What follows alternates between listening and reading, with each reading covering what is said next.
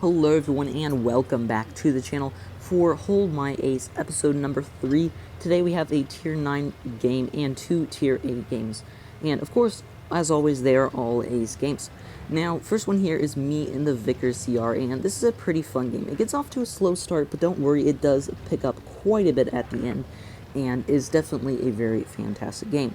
So, Vicar CR is, of course, one of the most overpowered tanks in the game, in my opinion. I mean, definitely one of the, if not the most overpowered tier 9. I mean, this tank is absolutely amazing. Great DPM, great penetration, great accuracy. It has Hesh, it's fast, it has good turret armor. I mean, it's just a great light tank, and definitely one of the best out there. Now, you're going to see why in this game right here, why this tank is so fantastic. Now, first off, what is that Patton doing? The man is already dead. I mean, just really, come on. Now, we do get a very nice shot off onto that WZ, and one nice thing about this thing is, of course, it has that Hesh, which we are going to definitely utilize in this battle. I love Hesh, one of my favorite things in the game, and is one of the most overpowered factors out there. So we do get a nice Hesh into that WZ-120, who is getting finished off by that Fosh 155. Now we do get a very nice snapshot into that AMX there. I was very surprised that that actually hit. So we're going to get in kind of an interesting spot right here. We are pretty aggressive, but since we got their medium taken out, and I actually hit the fire button on accident right there. I didn't mean to do that. But since we got all their mediums, they only had 2 mediums, and we got one of them out of here already. We really have pretty good control of this area, and it is just a matter of time till we eat them down. Now, I'm going to go for this IS-8 here, which I do unfortunately miss. I was not expecting him to actually be quite that covered by that little bush hole right there. And of course, again, we missed the E3 right there with the Hesh, which was, again, very unfortunate.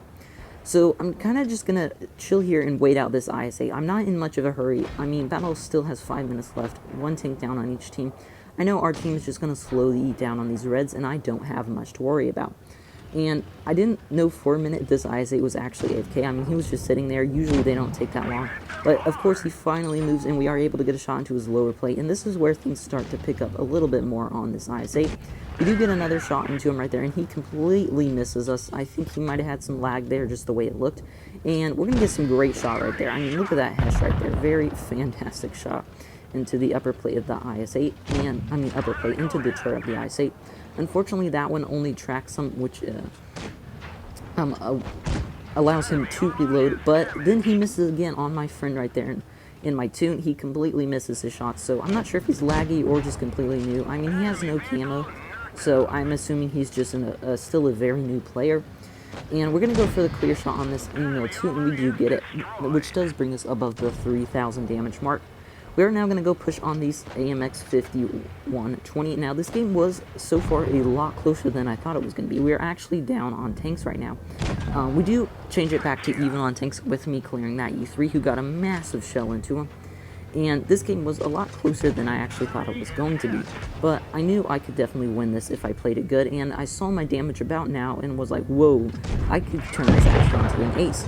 And so we do get a nice Hesh into the side of that 5120 right there, bringing us almost to 4,000 damage. And I'm going to get a fantastic shot on that 140. I mean, this tank, you can see why it's so overpowered. The accuracy, the DPM, the Hesh, the pin, I mean, everything about it is fantastic. Now, we still have a full health grill right here, which is where I'm going to get most of my damage. He does actually max roll me right there, so I do need to be careful right here. I do get 1 Hesh into him, and I'm going to get another one right there into him. He does get shot once by my platoon mate right there, bringing my damage total down a little, and my platoon mate does get finished off right there. Now, I still have the grill on the reload. I'm really hoping to get this 5th kill, but unfortunately the E100 does take him out. Now, actually, that grill had a fantastic game. He had almost 8,000 damage. I mean, I still had a great game, but he had almost 8,000 damage. I didn't even know that until I was recording that replay, which is funny enough. Now, second battle here is going to be from the Mighty Noob in the T49, a fantastic tier 8, which can either go very well in games or very poorly in games. It's very luck dependent. Now, this game is going to go very well for Mighty Noob right here. Starting off with that right there, that T49 shoots heat, no clue why. Plus, he rams him and then just pulls down. So, yeah, already has 910 damage within the first 20 seconds of the battle, which, you know, that's pretty good. And he didn't even lose that much HP for it. Now, he's going to play this very well. He's not going to take much damage, Gonna get those shots in, and the T-49 can be a very tricky tank to play because of that extremely low penetration on the main ammunition, which is heat, and it has no premium, and the heat is main ammunition, so it cannot shoot through tracks or buildings or anything. But he's gonna make work of it, and gets already another 2 shots into that KV-4 right there, which is some pretty good work there, already bringing up the damage total to 2,000 damage. KV-4 now is almost taken out, which he's going to go for the, which I would probably do the same thing here, go for this VK, because, yeah, damage always better. Damage greedy is how it likes. Now, that's going to be a very fantastic fire there, going up to 1,066 damage. Now, already, just under 2 minutes in the game, just under a minute and a half in the game, 3 red tanks have been already taken out. So he's going to go back here on the flank where red has pushed pretty aggressive here, and is going to get a very fantastic HE right here. Barely gets it though. Gets pretty lucky with that one, to be honest. If that was me, I probably would have missed it because that's my RNG, but that is not what it is for Noob. Now, the AMX 1390 does take out that email 2, fortunately for our guy right here, because otherwise the email 2 probably would have killed him. Gets another shot into the back of the mouse skin right there, bringing his damage total well over 4,500. There's still 2 tanks left on the enemy team, but already right now, if he didn't get any more damage, it would probably be an ace. I mean, it might not be, but it probably would be. But there's still a full health T28 prototype and a half health T69, so he really wants to get a juicy HE into one of these guys. T69 is losing the HP, so now it is time, and is taken out, so it is now time to go for that T28 prototype. If he can get the HE in, come on, get the HE, and he is going to get it for 908 damage straight into the side of that T28 prototype, bringing his damage up to 5,424 damage for a very nice and well-deserved ace. Played the T-49 very well right there, just how it is supposed to be with that HE and the heat as well. Coming for our last replay, we have the Lurver here by USS Shinna Effect, again, in the Lurver, another ace here, and this one is actually going to be a heartbreaker. This is going to be a heartbreaking replay. I'm going to spoil it for you. It's going to be a heartbreaker. But it is a very good replay nonetheless, and if he had won, would have had a fantastic amount of damage. I'm going to get a nice early shot off into that VK45.02B right there. Gets blocked by the KV-4 a little, but just pulls forwards anyway. So, the Lurver, like I said before, I don't know if I actually said this before in my last video, I'm not too big of a fan of the tank, just because of the, I don't know if it's the armor profile. The armor profile is a little weird on this tank. Obviously, it has those very weak sides, and then the lower plate isn't even like a lower plate, it's just like a hump in the middle of the tank that's like weak. It's very interesting, and then if you load Primo, the whole thing can be gone through like butter. That's just my opinion, though. Some people I know love the Lurver. I mean, it does have a very accurate gun, as well, pretty good penetration in DPM.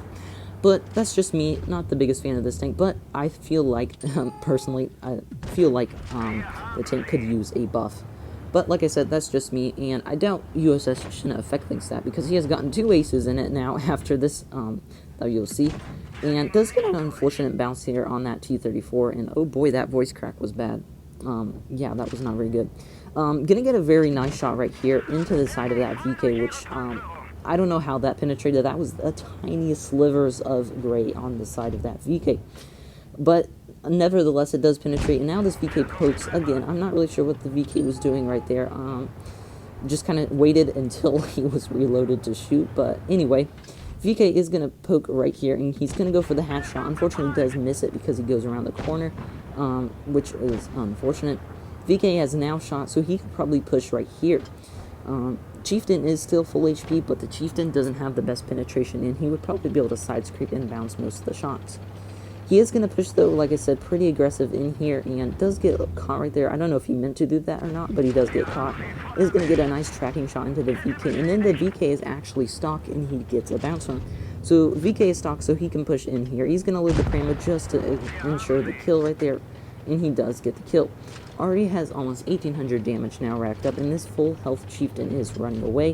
Going to get a nice shot into the rear of the Chieftain right there, and Chieftain as well, another tier 8 premium heavy that I really am not a fan of. Just, that one definitely can, I mean, the Lurver's definitely way better than the Chieftain, but the Chieftain could definitely use a buff. He is going to eat off on this T-34 right here. He is going to try for the HE, but obviously cannot HE this side of the T-34. Pretty thick tracks on that tank.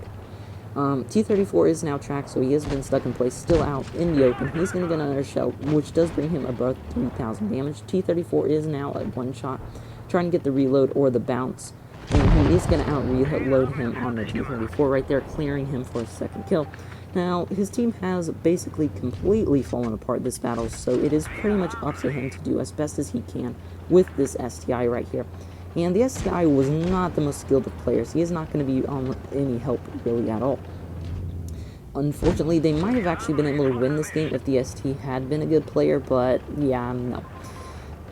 Gets another shot into the Lorraine right there, which is very nice. It's going to go for another one here on the Chieftain, and he gets the bounce as well from the Lorraine. Now the Rhinothal has pulled up to the side, going to try to go for an HE, and he does try to go for an HE, but unfortunately it is out of his sights before then, and then the ST goes down. Like I said, ST did not do a good job at all. Gets a massive 500 HE roll into that Rhinothal. I actually think that's the max roll on the HE and the Lurver. He is trying to get the reload. He pins the Lurver and Borsink to the wall. Is going to try to pull around here and kill this Lorraine. So he's doing his best here, like I said, but it's just not enough. With all these things have a lot of DPM, and well, not the Lorraine, but the Lorraine does have that full clip. So he's trying to focus the low health targets, which is good. He gets rid of the Lorraine, but it is just not enough. The Chieftain still has a lot of HP, and the T-92 still has quite a bit of HP, at least both 2 shots. So, unfortunately, he does get taken out, is a heartbreaker, but still over 5,000 damage for a fantastic and well-deserved ace. I hope you guys enjoyed the video, and I will see you in the next one. Bye.